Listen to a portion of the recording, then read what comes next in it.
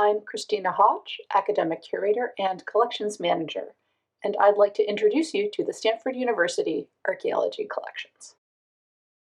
In the spring of 2019, SUAC installed its new annual exhibit curated by Stanford students. Trading Faces, Aspects of a 20th Century Northwest Coast Collection, showcases carvings, prints, and paintings made for sale by First Nations artists across British Columbia's coast in the 1970s and 80s. Students studied these items and discovered creators used them to communicate qualities of tradition and innovation, assertions of sovereignty, management of historical trauma, and evocative connections to landscape and place.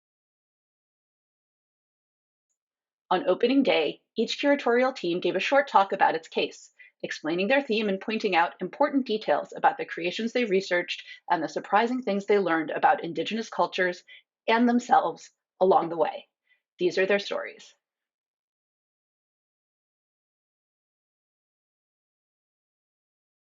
The pieces in the materials case present one facet of Kwakwaka'wakw artists' connection to their environment through the masterful use of wood.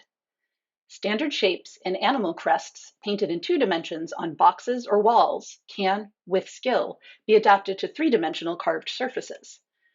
Wood itself is also adaptable.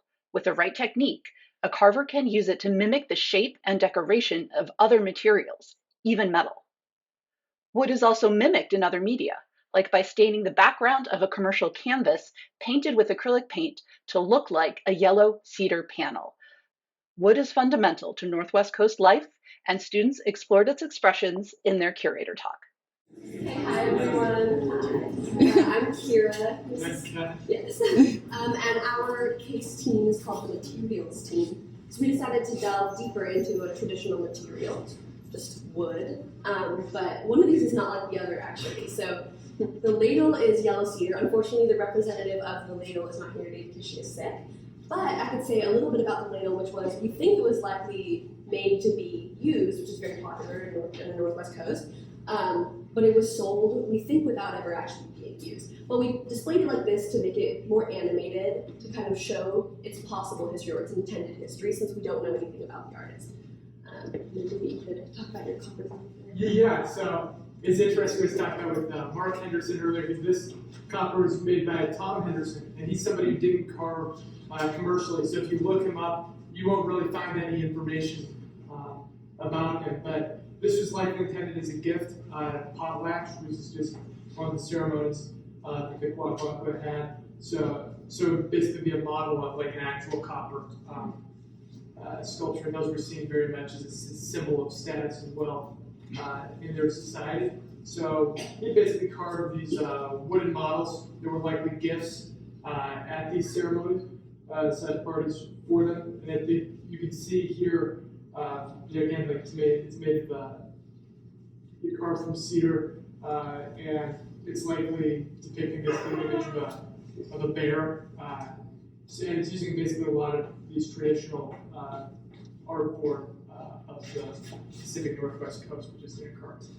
Yeah, and then the misfit of the group is this painting, and from far away you might think it was painted directly onto wood, but it's actually painted on canvas that is stained to look like wood.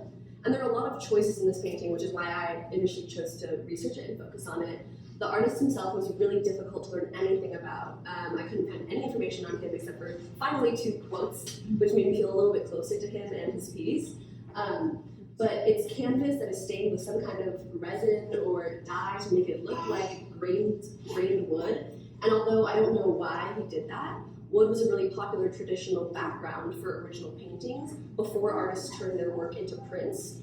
And although I can't find any prints of this, and it seems to just be one original piece, I just found that to be a really interesting thing to take away from it. You can also, if you look really closely, see pencil lines, and that was another choice that the artist made. I don't know why he decided not to erase any of the pencil lines.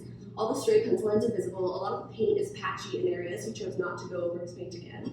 So I thought it was kind of a mystery, and I think that's why it really drew my attention. But I really loved researching it and working on this case. Great. Thank you. Thank you.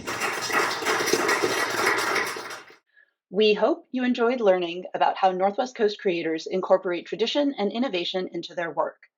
There's more to learn in our 3 other Trading Faces exhibit videos.